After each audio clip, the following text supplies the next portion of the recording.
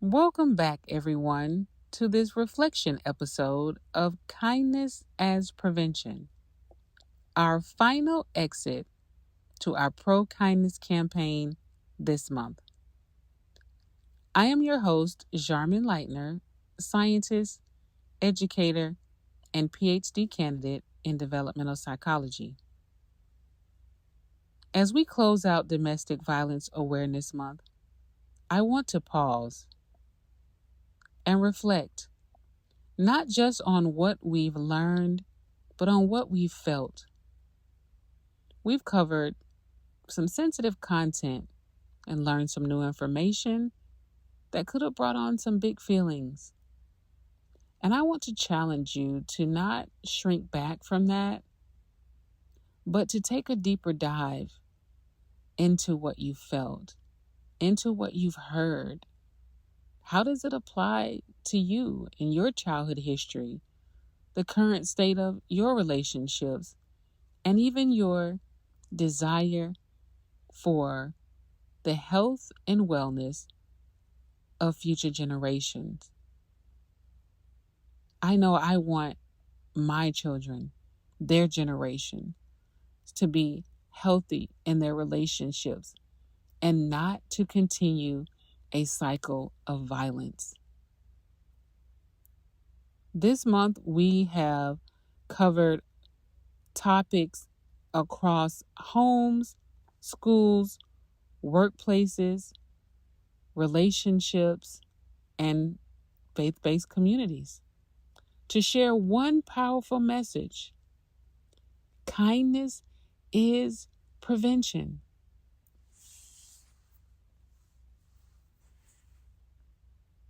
It's also intervention, but I remember growing up hearing this saying, an ounce of prevention is worth a pound of cure, meaning we would spend much less energy, time, and money if we would invest in prevention versus healing and cures. When this series began, my hope was simple: to bring awareness into spaces where silence often lingers, to be the voice for those who are suffocating in their situations, feeling hopeless, to speak, to say anything, but not even just victims, but to speak out about perpetrators. We focus so often, again, on the healing side for the victim, on them bouncing back and recovery, but not enough prevention for the perpetrator to heal and become whole so that they aren't continuing the cycle. This campaign, this message was about that, was about bringing hope to both victim and perpetrator that this crazy cycle can stop. We can choose kindness so that mental health challenges can decrease, at least the prevalence of it, because violence contributes to so much of that. The negative outcomes that we experience in our relationship health, our emotional and psychological health, even our physical health, and our spiritual health, it is impacted by the presence of violence. Through this campaign, we've learned that prevention doesn't just start with big programs or policies. It starts with us. It starts with how we speak to one another, how we set boundaries, how we hold accountability, how we respond when someone is hurting, how we choose kindness even when it's hard, even when it's hard to admit that we are wrong, even when it's hard to accept correction, even when it's hard to Be consistent, even when it's hard and we may lose relationships. This podcast mini series started out by looking inside the home, the first environment that shapes who we become. It covered the impact of violence at home. We explored how domestic violence harms child development, the self concept, and a child's capacity to love and trust. We discussed how it leaves deep scars long after even physical wounds heal. But we also discovered something hopeful, that kindness is also protection. When families build safety, respect, and kindness into daily life, they break cycles of harm and begin cycles of healing and wholeness. Our next episode shifted to schools and workplaces, spaces that mirror the same power dynamics we see at home. We covered bullying, harassment, and complicity, and how ignoring harm allows the violence to grow. We also addressed leadership and accountability in these roles, that creating safety is not passive, it's intentional. And we learned that cultures of kindness, where respect and empathy are valued, not only prevent violence, but nurture mental wellness and belonging for everyone. In episode 3, we turn to our most intimate spaces, into the relationships that shape our hearts, romantic relationships and friendships.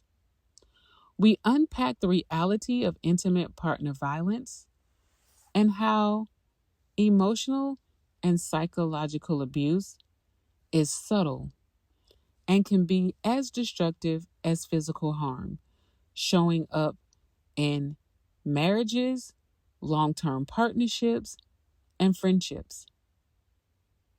We talked about the importance of healing through therapy, community, and other support services. And also, again, how accountability is a form of kindness too. Because love doesn't harm. True kindness in relationships means protecting one another's peace, growth, and dignity. Finally, we entered one of the hardest spaces to cover: faith-based and religious communities.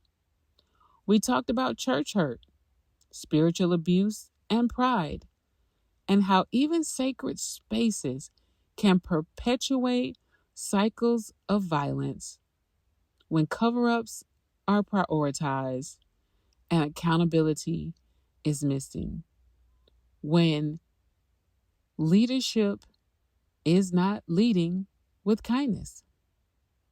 But we also looked at how faith and psychological wellness can work together to build communities grounded in truth and love. Kindness in these spaces isn't about silence or comfort. It's about courage and truth. Over these past few weeks, I have been just overjoyed with some of the responses to the campaign. I'm so grateful for each organization and individual that has reached out and 1, 2, 3. I am so grateful for the opportunities and partnerships and new relationships that are resulting from this campaign.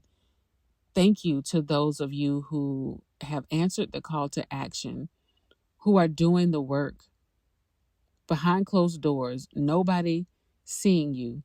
You've heard and you're taking those steps. I encourage you, hang in there. It is worth it.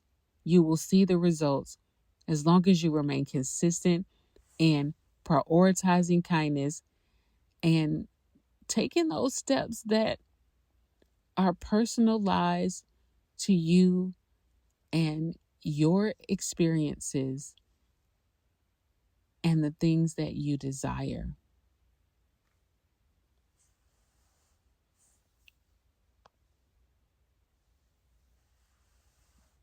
I have had conversations that this campaign has sparked, and it has helped people to just see the importance of kindness to combat domestic violence. In order for us to be successful, this is not individualistic, it is collective. We all have the freedom to choose. This campaign was not about anybody's right to choose whatever they want or to believe whatever they want. We have the freedom to choose that, and there are consequences with every choice. We can choose kindness.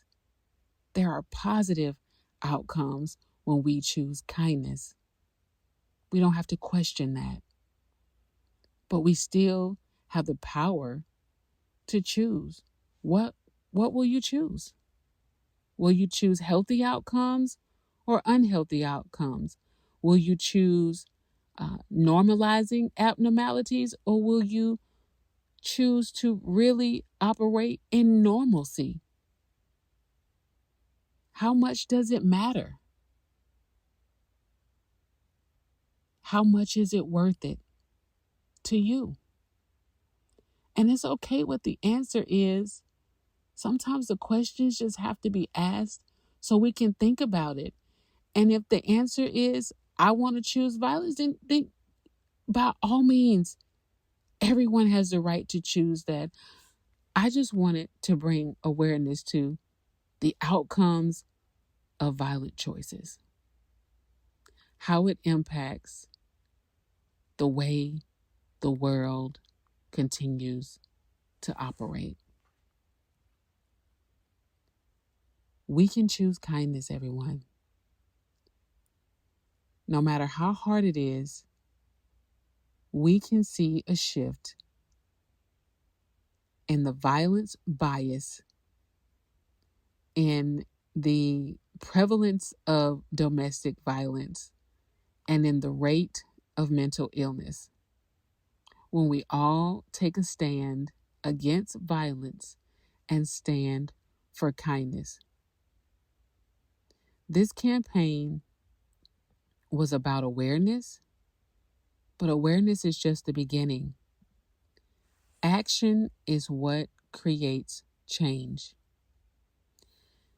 If you take away some key points this month, let it be this. Number 1, kindness is not weakness, it's prevention. Number 2, accountability is an act of love, because kindness cannot exist with just compassion, empathy, and forgiveness. Accountability has to be a part of it. Number 3, healing takes both courage and community.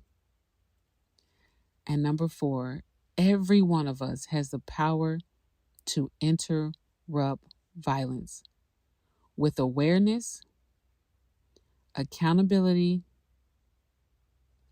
action, and acceptance of truth. It has been such an honor to create this content. I love creating, I love science. All of this was fun to me, and it was a part of my healing. Opening up about the negative experiences that we have in our life can foster healing.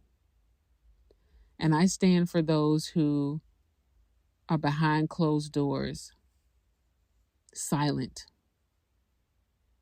not just for the victims, but even for the perpetrators. We all have a responsibility and accountability when it comes to this. So my voice is for all communities, across all environments, because that's when the true shift will happen. When more people take a stand against violence than not. When more people begin to choose kindness over violence. We can shift it. It can change. And there is hope for that. And it does require effort for every individual as a collective.